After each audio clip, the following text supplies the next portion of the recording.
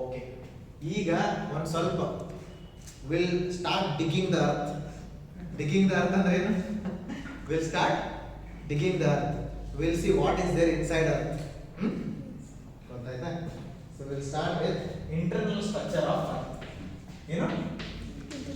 Internal structure of earth.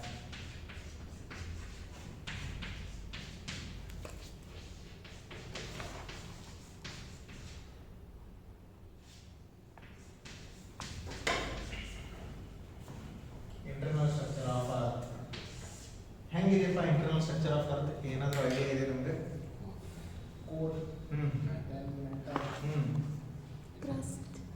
Then crust. Sir crust ಸ್ವಲ್ಪ ತಿನ್ನಿರಲಿಲ್ಲ sir, ಇದ್ರದ್ದು ಪಿಜ್ಜಾ ಹಾಕೋದು ಮತ್ತೆ ಕ್ರಸ್ಟ್. ಯಾಕೆ ಕ್ರಸ್ಟ್ ಯಾಕಂತಾರೆ? because it is because there is nothing in the core.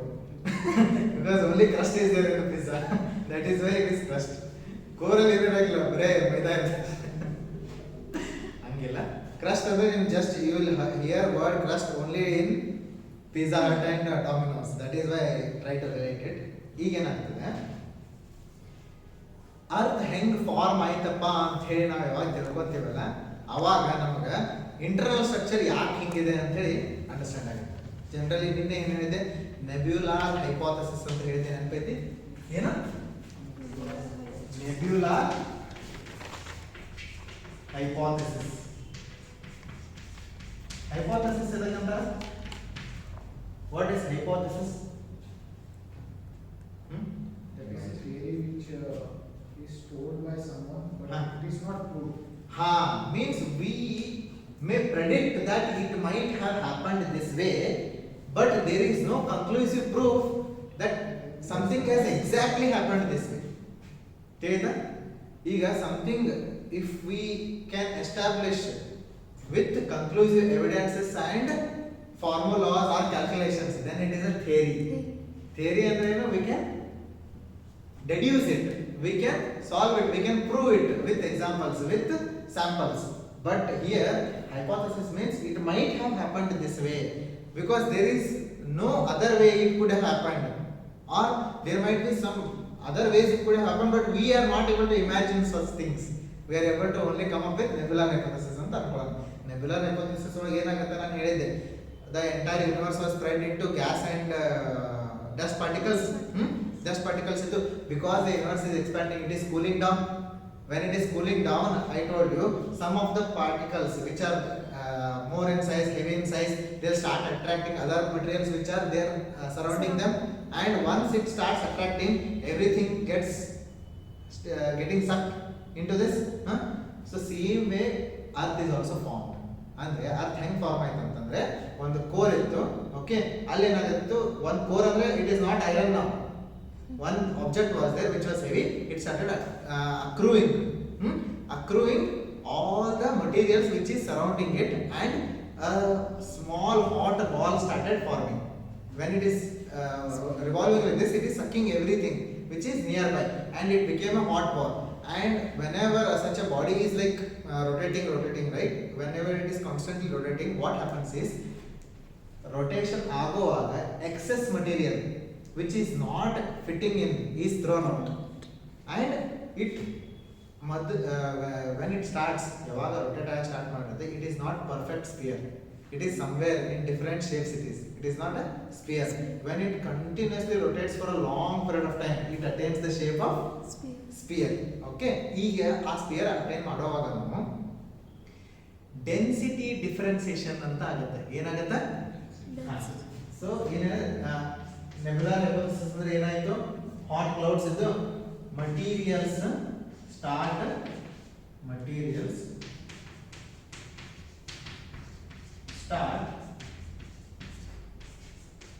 accruing ಅಂತ.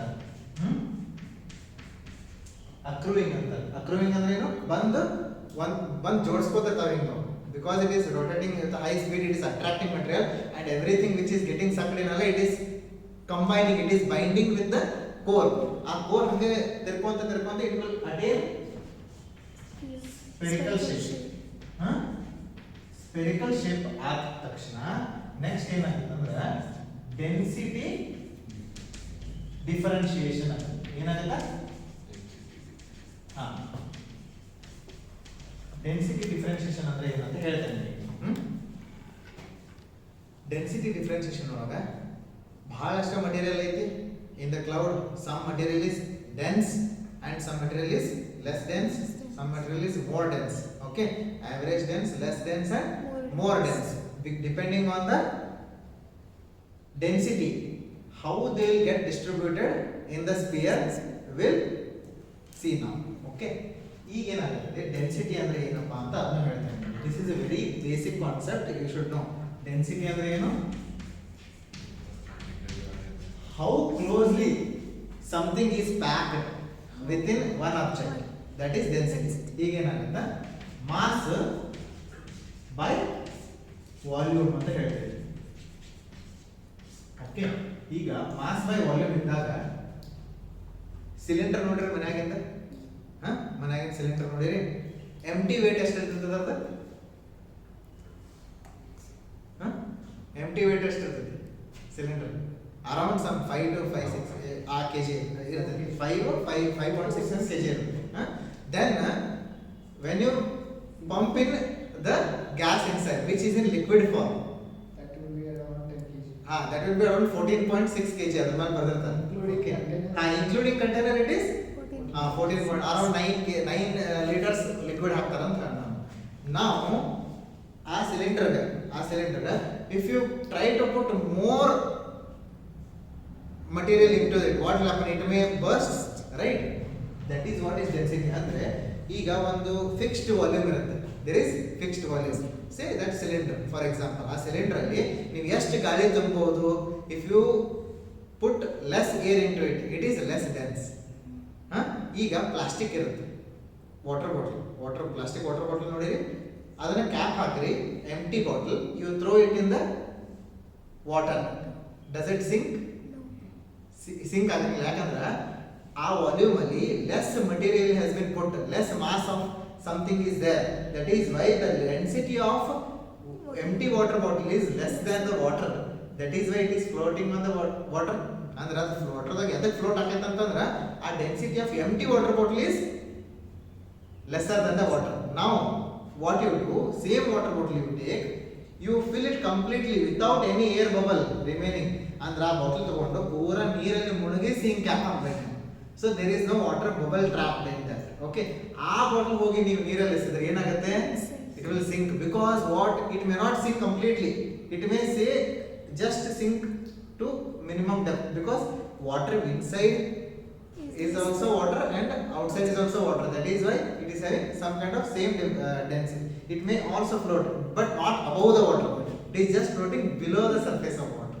Gotaita ಈಗ ಅರ್ಥ ಆಯ್ತಾ? Or it may sink also, because the plastic is also having some density which is heavier than water, maybe it will sink to the bottom. Density ಅಂದ್ರೆ ಇಷ್ಟೇ important, how much material is packed in the given space. ಒಂದು ಜಾಗದಾಗ ಎಷ್ಟು material ನಾವು ತುಂಬಿರ್ತೀವಲ್ಲ ಅದರ ಮೇಲೆ density ಇದಾಗುತ್ತೆ. ಈಗ 1 kg of iron, okay, and 1 kg of wool, ಈಗ ಯಾವ್ದ್ರದ್ದು, or 1 kg of or see 10 centimetre into 10 centimetre into 10 centimetre ಆ ಕ್ಯೂಬ್ ಇದೆ, ಒಂದು ಐರನ್ ಕ್ಯೂಬ್ ಇದೆ, 10 centimetre into 10 centimetre into 10 centimetre, there is wooden cube. ಈಗ ಯಾವ ತರ ಡೆನ್ಸಿಟಿ ಜಾಸ್ತಿ ಇರುತ್ತೆ, iron, because this is more closely packed, all the atoms are more closely packed. But if you take wood, what is happening, the grain sizes are maybe large, less material is there, mass is less, that is why density is also less. That is why when we put same size block of iron in the water, it will sink, but if you put that block same size 10 into 10 into 10 block in water, it may float, correct, because the density, because of the density only this differentiation is happening. ಅರ್ಥ ಆಯ್ತಾ? ಈಗ ಏನಾಯ್ತು, density differentiation during this accrual period ಏನಾಗ್ತದೆ ಅಂದ್ರೆ heavy metals like nickel, iron, all these things they will go into the core, because when it is rotating the less denser material is thrown out, but it is held by the power of gravity, understand, okay. But the more denser material is going towards the center. Why it is going towards the center, more denser material? Because initially when the earth was rotating like that, it was a hot fiery ball. Whenever it was hot fiery ball, what is happening to the iron and nickel? Aren't they melting? ಅವಾಗ melt ಆಗುತ್ತೆ, they are in liquid form, yet their density is very high, that is why they flow to centre of the earth. Flow to the centre of the earth. ಇದೇನೀಗ earth ಇದೆ ಹಿಂಗ, ಅವಾಗ ಬೆಂಕಿ ಚೆಂಡಾಗಿ ತಿರುಗ್ತಾ ಇರ್ತದೆ. Starting ಇನ್ನ ಏನೋ ಕಾಂಟಿನೆಂಟ್ಸ್ ಇರಲಿಲ್ಲ, ಓಷನ್ಸ್ ಇರಲಿಲ್ಲ, ಏನೋ ಇರಲಿಲ್ಲ. ಬೆಂಕಿ ಚೆಂಡಾಗಿ ತಿರ್ಗೋ ಮುಂದೆ ಏನಾಗತ್ತಿತ್ತು, ಎಲ್ಲ ಮೆಟಲ್ಸ್ ಏನಿದಾವಲ್ಲ they started melting. Metals melt ಆದ್ಮೇಲೆ because of the heavier metals they went to the core, and some less heavier metals they stayed in mantle, and least heavier metals they stayed in the crust. ಇದು density differentiation ಆಗ್ತದೆ, ಹೌದಾ? ಆಮೇಲೆ even the rocks also, rocks ಅಂದ್ರೆ ಏನು, they are forms of minerals. Okay, aggregation of minerals are nothing but rocks. different or same density material or different same density but different minerals, they formed different rocks in different layers of this because of this density differentiation. ಈಗ ನಿಮಗೊಂದು live example ಕೊಡ್ತೀನಿ ಹೆಂಗೆ density differentiation ಮಾಡ್ತಾರಂತೆ. ನೀವು ಯಾವಾಗಾದರೂ ಡೈರಿಗೆ visit ಮಾಡಿದ್ದೀರಾ? ಹಾಲು ಹಾಕಕ್ಕ ಹಳ್ಳಿ ಒಳಗೆ ಹೋಗಿದ್ದೀರಾ? You may not have one, but ಅಂದರೆ ಇವ್ರು ಕೇಳ್ತಾ ಇದ್ದೀವಿ, ಹೋಗಿದ್ದೀರಾ? ಸೊ ಅವ್ರು ಏನು ಮಾಡ್ತಿದ್ರು, ಒಂದು ಟ್ಯೂಬ್ ಇರ್ತಿತ್ತು, ಅದರಲ್ಲಿ ನೀವು ತಂದಿದ್ದ ಹಾಲು ಹಿಂಗೆ ಹಾಕಿ ಅದ್ರಾಗ ಒಂದು ಏನೋ ಒಂದು ಇದನ್ನ ಇಟ್ಟು ದೇ ಯೂಸ್ ಟು ಡೂ, ಒಂದು ಚಕ್ರ ಇರ್ತೈತಿ, ಆ ಚಕ್ರದಲ್ಲಿ ಹಿಂಗೆ ಹಾಕಿ ತಿರುಗಿಸ್ತಿರೋದು, ಹಿಂಗೆ ತಿರುಗಿಸ್ತಿರೋದು. ತಿರುಗಿಸಿ ಆಮೇಲೆ ಹಿಂಗೆ ನೋಡಿ, 3 ಇದೆ ಫ್ಯಾಟ್, ಆಯ್ತು ನಿಮ್ಗೆ ಇಷ್ಟು ರೊಕ್ಕ. someone has 4.5 fat, he is given more money, and someone is added water to increase the quantity of milk, and his fat level is only 1, so he is paid less. Andre see, ultimately why dairies are taking milk, they want to make byproducts of the milk. A direct milk sell models is also job, but more than the milk, because it is having less shelf life ಅಂತ ಹೇಳಿದ್ರೆ, ಇವಾಗ milk ತಗೊಂಡ್ರೆ next 3 days ಅಲ್ಲಿ ಅದನ್ನು consume ಮಾಡ್ಬೋದು, otherwise it is spoiled. But if you make curd you can sell it for 1 ವಾರ sell ಮಾಡ್ಬೋದು ಅದನ್ನ. If you make butter you can sell it for 6 months, and if you make ghee you can sell it for 1 year. ಇದೇ ರೀತಿ ಆಗುತ್ತೆ, ಕರೆಕ್ಟಾ? Because the shelf life keeps, because the purity is increasing. ಹಾಲನ್ನು pure ಇಲ್ಲ ಅಂತಲ್ಲ, but the unspoilable ಏನು element ಇರುತ್ತಲ್ಲ, it is diluted in water, so it will spoil early. ಹಾಗೆ ಹೆಂಗೆ ನಾವು ಪ್ಯೂರಿಟಿ ಮಾಡ್ಕೊಂಡು ಹೋಗ್ತೀವಿ, the ghee is purest form of milk. So ನಾವು if you are keeping it, it is stay for longer time. ಆ experiment ಏನು ಮಾಡ್ತಾರೆ, how much fat is there in that milk, ಅದನ್ನು ಕಂಡು ಹಿಡಿಯಾಕನು ಸೇಮ್ ಡೆನ್ಸಿಟಿ ಡಿಫ್ರೆನ್ಸಿಯೇಷನ್ ಯೂಸ್ ಮಾಡ್ತೀವಿ. ಅಲ್ಲಿ ಏನಾಗುತ್ತೆ ಅಂತಂದ್ರೆ, ಸಿನ್ಸ್ ಮಿಲ್ಕ್ ಅಂದ್ರೆ ಒಂದು 10 ml 15 ml ಮಿಲ್ಕ್ ತಗೊಂಡು ದೇ ಸೆಂಟ್ರಿಫ್ಯೂಗಲ್ ಫೋರ್ಸ್ ಹಾಕ್ತಾರೆ, it is rotated circular manner, ಅವಾಗ ಡೆನ್ಸಿಟಿ ಡಿಫ್ರೆನ್ಸಿಯೇಷನ್ ಆಗುತ್ತೆ. Heavier item of the milk are going down, since oil fat they are no, they are light, they are very less. What happens when you pour oil in water? Will it not float? What happens to the butter which is kept in buttermilk? Isn't it floating or is it down? No, it is floating because the density has decreased. It is pure, but it is in oily, greasy form. That is why density is lesser than water. It will float. So, ಅದರಲ್ಲಿ ಏನಾಗುತ್ತೆ, ಎಷ್ಟು death, ಎಷ್ಟು ನಮಗೆ fat ಕಾಣೋದಿಲ್ಲ, ಅದರ ಮೇಲೆ 1 mm 3, 4.5 ಈ ರೀತಿ ಫ್ಯಾಟ್ ಲೆವೆಲ್ ಇರ್ತಾವೆ. ಆರೋಗ್ಯ ಮಿಲ್ಕ್ 4.5 ಲೆವೆಲ್ ಇದೆ, ತಗೊಳ್ಳಿ ಗಟ್ಟಿ, ಅತಿ ಗಟ್ಟಿಯಾದ ಮಿಲ್ಕ್ 6 ಪಾಯಿಂಟ್ ಇದೆ, ಈ ರೀತಿ ಎಲ್ಲ ಬರೆದಿರ್ತಾರೆ, 6% ಅಂತ ಬರೀತಾರೆ. So how much milk is the, ಎಷ್ಟು percentage on the top of milk the fat level is deposited, ಅದರ ಮೇಲೆ will come to know the value of milk.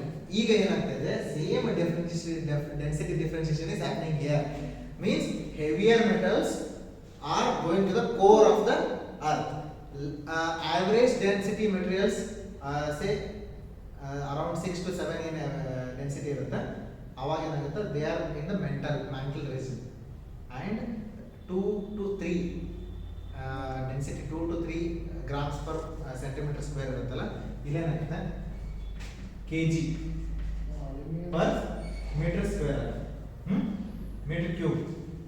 This can also be grams per centimetre cube. ಇವೆರಡರಲ್ಲಿ measure ಮಾಡ್ಬೋದು density. ಗೊತ್ತಾಯ್ತಾ? ಈಗ internal structure of earth ಇದು ಯಾಕೆ ಹೇಳಿದೆ ಅಂದ್ರೆ, ಯಾಕೆ ನಮ್ಮ earth is having different layers ಅಂತ ಹೇಳಿ ನಿಮಗೆ ಈ ಸ್ಟೋರಿ ಹೇಳಲಾರ್ದ ಗೊತ್ತಾಗಂಗಿಲ್ಲ. ಡೈರೆಕ್ಟ್ಲಿ ಬಂದು ಇಂಟರ್ನಲ್ ಸ್ಟ್ರಕ್ಚರ್ ಆಫ್ ಅರ್ತ್ ಹಿಂಗೆ ಒಂದು ವಿ ಕೋನ್ ಮಾಡೋದು, ಇಲ್ಲಿ ಕ್ರಸ್ಟ್ ಇದೆ, ಇಲ್ಲಿ ಮೆಟಲ್ ಇದೆ ಅಂತ ಹೇಳಿದ್ರೆ ಏನೂ ಗೊತ್ತಾಗಂಗಿಲ್ಲ. ಕರೆಕ್ಟಾ? ಯಾಕೆ ಹಂಗೆ ಆಯ್ತು ಅಂತ ನಿಮಗೆ ಗೊತ್ತಾಯ್ತಾ? ಇದು no one can mess with you with your understanding. ನಾವು ವಿ ವಿಲ್ ಸಿ ಡೆನ್ಸಿಟಿ. ಗೊತ್ತಾಯ್ತಾ? It is mass by volume. How much material is packed in a given space? That is density. Internal structure ನೋಡಿ.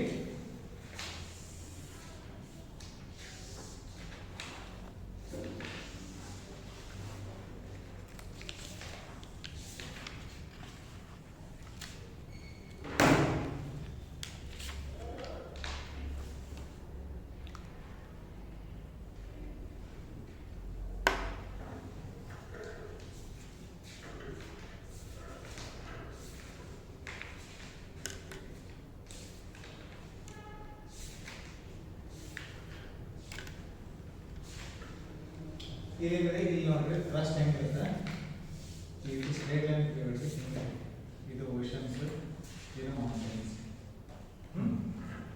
ಇದು water. Average depth ಎಷ್ಟೈತಿ? 35 to 70 kilometres. ತಿಳಿತಾ? Then ಇಲ್ಲಿಂದ ಈವರೆಗೂ 2900 kilometres.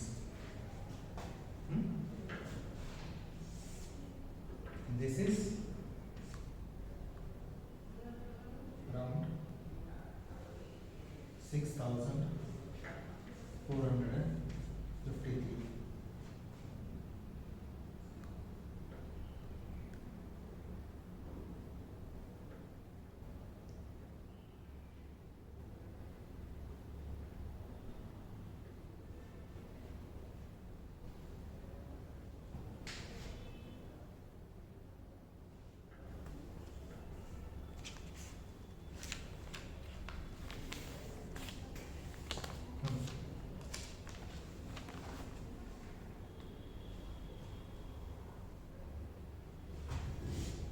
ಇದು 6370 kilometres. ಗೊತ್ತಾಯ್ತಾ? This is crust.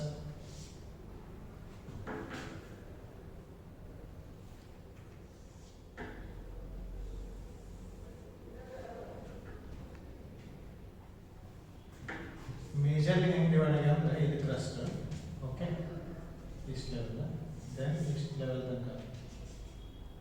This is mantle. Mental ಅಲ್ಲ, ಏನು? ಮ್ಯಾಂಟಲ್. ಇಲ್ಲಿ ಬಂದು ಕೋರ್. ಇದು ಕೋರ್. ಇನ್ನೂ ಒಂದು ಕಾನ್ಸೆಪ್ಟ್ ನಾವೇನು ತಿಳ್ಕೊಬೇಕಂದ್ರೆ, ಕಾನ್ಸೆಪ್ಟ್ ಆಫ್ ಡಿಸ್ಕಂಟಿನ್ಯೂಟೀಸ್. ಏನು? Concept of ಡಿಸ್ಕಂಟಿನ್ಯೂಟೀಸ್. ಡಿಸ್ಕಂಟಿನ್ಯೂಟೀಸ್ ಯಾಕೆ ಅಂತೀವಪ್ಪ ನಾವು ಅಂತಂದ್ರೆ, ಜನರಲಿ ನಮಗೆ internal structure of earth, the highest drilling which has been recorded on earth crust is up to 20 kilometers. ಎಷ್ಟು? 20 kilometers. ಅಷ್ಟು ಡೆಪ್ತ್ ವರೆಗೂ ನಾವು ಕನ್ಕ್ಲೂಸಿವ್ ಆಗಿ ಡಿಗ್ ಮಾಡಿ ಅಲ್ಲಿನ ಮಟೀರಿಯಲ್ ತೆಗೆದು ಇದು ಇಷ್ಟ ಡೆನ್ಸಿಟಿ ಐತೆ ಅಂತ ಹೇಳಿದ್ವಿ. ಅಂದ್ರೆ ಈಗ ಡಿಗ್ ಮಾಡಕ್ ಸ್ಟಾರ್ಟ್ ಮಾಡಿ 20 ಕಿಲೋಮೀಟರ್ ಅರ್ತ್ ಒಳಗೆ ಹೋಗಿದ್ದೇವೆ ನಾವು. In some of the mines in Africa, ಅಂದ್ರೆ ಡೈಮಂಡ್ ಮತ್ತು ಅವೆಲ್ಲ ಅಲ್ಲಿ. ಆಮೇಲೆ ಪೆಟ್ರೋಲಿಯಂ ಸರ್ಚ್ ಮಾಡಕ್ಕೆ ಏನು ನಾವು ಡ್ರಿಲ್ ಮಾಡಾಕಿದೀವಲ್ಲ ಅವಾಗ so much depth we have dug and we have conclusive evidence that up to this depth this material is there. But no machine in the world has been able to go beyond it. ಅಂದ್ರೆ ಆ 20 kilometre ಕೆಳಗೆ ಏನೈತಿ actually which material is there ಅದು ಯಾರಿಗೂ ಇನ್ನೂವರೆಗೂ conclusive ಆಗಿ ಹೇಳಕ್ ಬರಲ್ಲ. ಸೊ ಡೈರೆಕ್ಟ್ ಎವಿಡೆನ್ಸಸ್ ಮತ್ತೆ ಇಂಡೈರೆಕ್ಟ್ ಎವಿಡೆನ್ಸಸ್ ಅಂತ ಬರ್ತವೆ. ಅಂದ್ರೆ ಆ ಇಂಟರ್ನಲ್ ಸ್ಟ್ರಕ್ಚರ್ ಡೈರೆಕ್ಟ್ ಎವಿಡೆನ್ಸ್ ಮತ್ತೆ ಇಂಡೈರೆಕ್ಟ್ ಎವಿಡೆನ್ಸ್ ಅಂತ ಬರುತ್ತೆ. ಒಂದು ಡೈರೆಕ್ಟ್ ಎವಿಡೆನ್ಸಸ್, ಒಂದು ಡೈರೆಕ್ಟ್ ಎವಿಡೆನ್ಸಸ್, ಇನ್ನೊಂದು ಇಂಡೈರೆಕ್ಟ್ ಎವಿಡೆನ್ಸ್. ಡೈರೆಕ್ಟ್ ಎವಿಡೆನ್ಸಸ್ ಮತ್ತು ಇಂಡೈರೆಕ್ಟ್ ಎವಿಡೆನ್ಸಸ್. ಎವಿಡೆನ್ಸ್ ಅಂದ್ರೆ ಏನು? Proof that such and such material is only there within the earth. Earth crust ಅಲ್ಲಿ ಇದೇ ಇದೆ, ಮ್ಯಾಂಟಲ್ ಅಲ್ಲಿ ಇದೇ ಇದೆ, ಆಮೇಲೆ ಕೋರ್ ಅಲ್ಲೇ ಇದೇ ಇದೆ ಅಂತ ಹೇಳಿ ನಮಗೆ ಹೇಳಕ್ಕೆ ಇನ್ನೂ ಕನ್ಕ್ಲೂಸಿವ್ ಆಗಿ ಆಗತ್ತಿಲ್ಲ. ಬಿಕಾಸ್ ಡೈರೆಕ್ಟ್ ರಿಸೋರ್ಸಸ್ ನಾವು ಎಲ್ಲಿವರೆಗೂ ಗ್ಯಾದರ್ ಮಾಡಿದೀವಿ? Up to depth of 20 kilometers. That's all. It is like barely scratching the earth. ಏನು? ಅಂದ್ರ ಸಿ ದ ಡಯಾಮೀಟರ್ ಅಂದ್ರೆ see radius is 6,370 kilometers. Now just see 20 kilometers ಅದ ಹೋಗಿದೆ ನಾವು. It is like what? Scratching the earth. ಅಂದ್ರೆ JCB ತಗೊಂಡು ಹಿಂಗೆ ಗಟ್ಟಿದಾಗ ಅದು ಅಲ್ಲ. It is like touching the earth. JCB ಏನ್ ಮಾಡ್ತಿರ್ತಾರಲ್ಲ, they are touching the earth. This is 20 kilometers is scratching the earth. ಅಲ್ಲಿವರೆಗೂ ನಮ್ಗೆ ಇನ್ನ ತನಕ ಇನ್ನ ಡೈರೆಕ್ಟ್ ಎವಿಡೆನ್ಸ್ ಸಿಕ್ಕಿಲ್ಲ. But we have lot of indirect evidences. Indirect evidences ಅಂದ್ರೆ ಹೆಂಗಪ್ಪ? ಒಂದು ಸೆಸ್ಮಿಕ್ ವೇವ್ಸ್ ಅಂತ ನಾವು ಸ್ಟಡಿ ಮಾಡ್ತೀವಿ. ಸೆಸ್ಮಿಕ್ ವೇವ್ಸ್ ಅಂದ್ರೆ ಏನು? Earthquake waves. ಅರ್ಥಕ್ವೇಕ್ ವೇವ್ಸ್ ಯಾವ ವೇವ್ ಎಷ್ಟು ಟ್ರಾವೆಲ್ ಮಾಡ್ತದೆ, ಎಷ್ಟು ಸ್ಪೀಡ್ ಅಲ್ಲಿ ಟ್ರಾವೆಲ್ ಮಾಡ್ತದೆ ಅಂತ ನಾವು ಅರ್ಥ ಮಾಡ್ಕೊಂಡು ಈ ಡೆನ್ಸಿಟಿ ಮೆಟೀರಿಯಲ್ ಇದ್ದಾಗ ಇಷ್ಟು ಸ್ಪೀಡ್ ಇರ್ತೈತಿ. ಆವಾಗ ಇಫ್ ಟು ದ ಡೆಪ್ತ್ ಹೆಂಗೆ ಡೆಪ್ತ್ ಚೇಂಜ್ ಆಗುತ್ತೆ ಹೋಗ್ತೈತಿ. If velocity of the earthquake waves is increasing with depth, it only means what? More and more denser material is packed inside earth. ಗೊತ್ತಾಗತ್ತೈತಿ? ಈಗ ಒಂದು wave ಇರ್ತೈತಿ, earthquake ಎಲ್ಲೋ ಒಂದ್ ಕಡೆ ಆಗತ್ತೆ, ಅಲ್ಲಿಂದ ವೇವ್ ಟ್ರಾವೆಲ್ ಆಗಿ we have earthquake measuring equipments. ಏನಂತ? Seismographs. Seismographs are located around the world. ಅಂದ್ರೆ ಜಗತ್ತಿನಲ್ಲಿ ಎಲ್ಲಾ ದೇಶಗಳಲ್ಲಿ ಸೆಸ್ಮೋಗ್ರಾಫ್ಸ್ ಅದಾವ. Because earthquake study is very important study to know the internal structure of the earth. ಅದಕ್ಕಾಗಿ ನಾವೇನು ಸೆಸ್ಮೋಗ್ರಾಫ್ಸ್ ಎಲ್ಲ ಪ್ಲೇಸಸ್ ಅಲ್ಲಿ ಇಟ್ಟಿರ್ತೀವಿ, they will record the velocity of the waves. ಎಷ್ಟು ವೆಲಾಸಿಟಿಲೇ ಬಂದು ಟಚ್ ಆಗ್ತದೆ ನಮ್ಗೆ ಈ ಸೆಸ್ಮೋಗ್ರಾಫ್ ಎಷ್ಟು ವೆಲಾಸಿಟಿಲೇ ವೇವ್ ಬಂದು ಹಿಟ್ ಆಗೈತಿ ಅದೆಲ್ಲ ಟೆಸ್ಟ್ ಮಾಡ್ತಾರೆ. So when they tested they saw that with depth the velocity of the waves is increasing but not constantly. ಏನು? But not constantly. There are different places where velocity is increasing a lot and some places it is decreasing also. ಆ things ಗೆ ಡಿಸ್ಕಂಟಿನ್ಯೂಟೀಸ್ ಅಂತ. ಅಂದ್ರೆ ಏನು? Continuity ಅಂದ್ರೆ ಏನು? If at the surface of the earth if you take a soil the density is 2 and after 100 kilometers if you dig the density is say 2.6 and after 2000 kilometers if you dig say density is 5.6 and if you dig 6000 kilometers density is around 13.6 ಅಂತ ಅನ್ಕೊಳ್ಳೋದು. So this ಹಿಂಗೆ continuous ಆಗಿ increase ಆಗುವಂತ ಹೋಗಿತ್ತು ಅಂತ ತಿಳ್ಕೊ, then it could have not given rise to ಡಿಸ್ಕಂಟಿನ್ಯೂಟೀಸ್.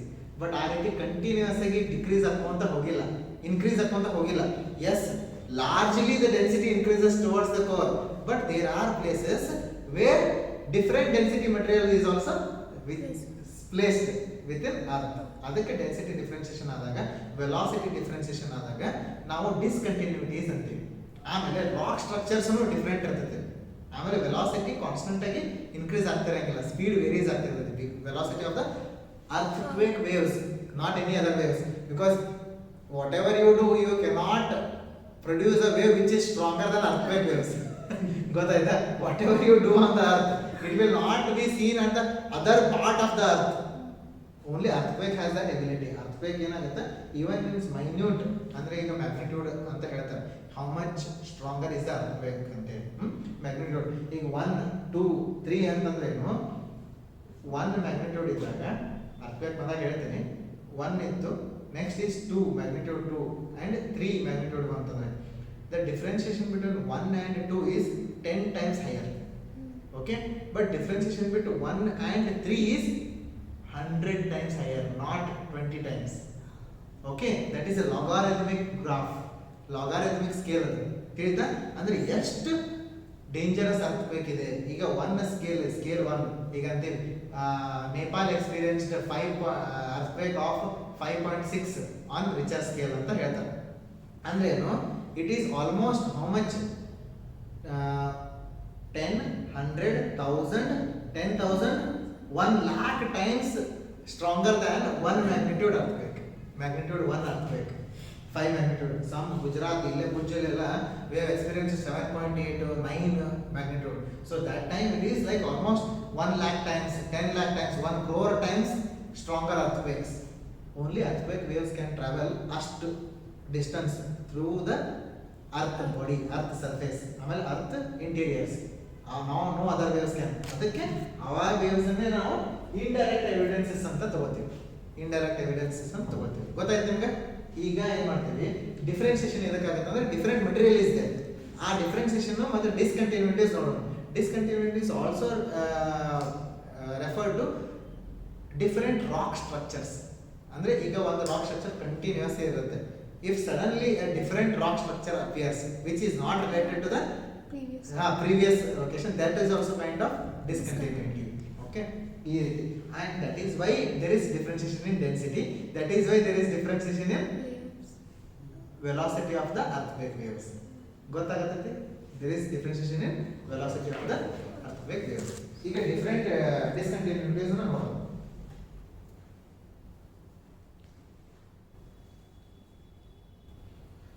First ನಾವೇನ್ ಮಾಡ್ತೀವಿ, differentiation between continental crust and oceanic crust. There is a difference, right? Because continental crust has less density, oceanic crust is having more density. Continental general density ಎಷ್ಟಿದೆ ಹೇಳಿ? 2.6 ಇದೆ. Average density ಎಷ್ಟಿದೆ? 2.6. But if you take the ocean floor, it is 3.4 something. Not necessary. ಇಷ್ಟೆಲ್ಲ depth ಅಲ್ಲಿ ಬೇಕಾಗಿಲ್ಲ. ಯಾಕಂದ್ರೆ ಎಷ್ಟು difference ಇದೆ ಅದು ನಿಮಗೆ ಸ್ವಲ್ಪ ಗೊತ್ತಾ ಇರಬೇಕು. ಇದೆಲ್ಲ ನಿಮ್ಗೆ ಎಕ್ಸಾಮ್ ಅಲ್ಲಿ ಕೇಳಲ್ಲ ಇಷ್ಟು ಡೀಟೇಲ್ ಆಗಿ. But if I say 2.6, yes, ocean continental crust are lighter than oceanic crust ಅನ್ನೋದು ನಿಮ್ಗೆ ಗೊತ್ತಾಗುತ್ತೆ. If there is difference between continental crust then oceanic crust ಏನಿದೆ ಇಲ್ಲಿ ಏನು discontinuity, it is called Concord. ಏನು Concord discontinuity, sorry Conrad discontinuity.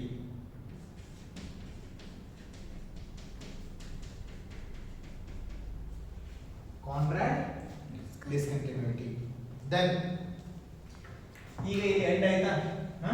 This is crust ocean or both continental crust and ಆಯ್ತು. Here mantle begins.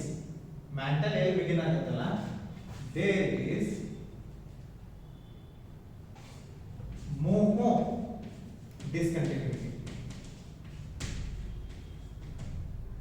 Moho's discontinuity ಅಂತ. Conrad discontinuity ಆಯ್ತು. Next is Moho's discontinuity. Then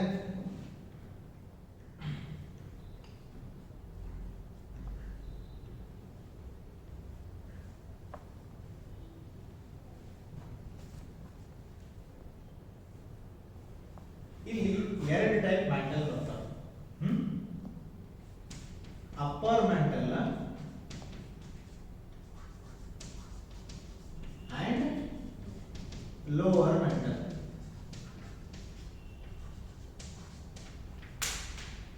upper mantle and lower mantle.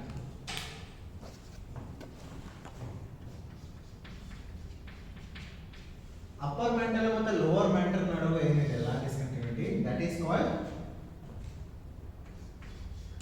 ರೆಪಿಟಿ discontinuity. Repetti discontinuity ಗೊತ್ತಾಯ್ತಾ? ಇದು ನೋಡಿ, this entire thing is mantle ಅಲ್ಲ. ಇದು upper mantle, ಇದು lower mantle.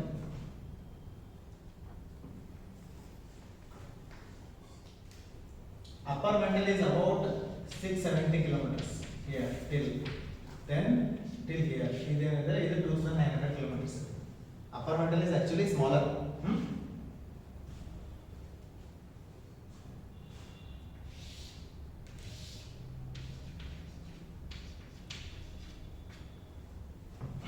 Then idenu outer core. Idu inner core. ತಿಳಿತಾ? ಇಲ್ಲಿ ಏನು ಡಿಸ್ಕಂಟಿನ್ಯೂಟಿ ಬರುತ್ತೆ between lower mantle and outer core, that discontinuity is called Gutenberg. ಏನು? Gutenberg discontinuity. Gutenberg discontinuity. Next discontinuity ಎಲ್ಲಿದೆ? Outer core ಮತ್ತು inner core ನಡುವೆ differentiation ಇದೆಯಾ? Because outer core is in molten state and inner core is in pure solid state. That is Lemon discontinuity. Lemon discontinuity.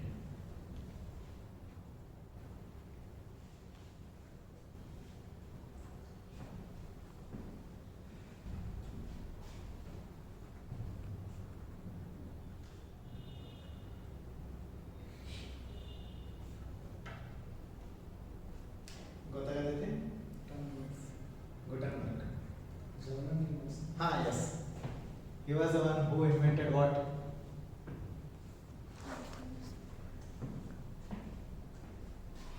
Printing ಗೊತ್ತಾ?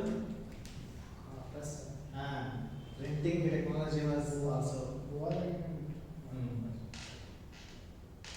in I think 1542 or something. After that Bible he reprinted, and from there printing technology spread to other parts of the world. Gutenberg. Not really ಓದೋದ್ರ ಬಗ್ಗೆ.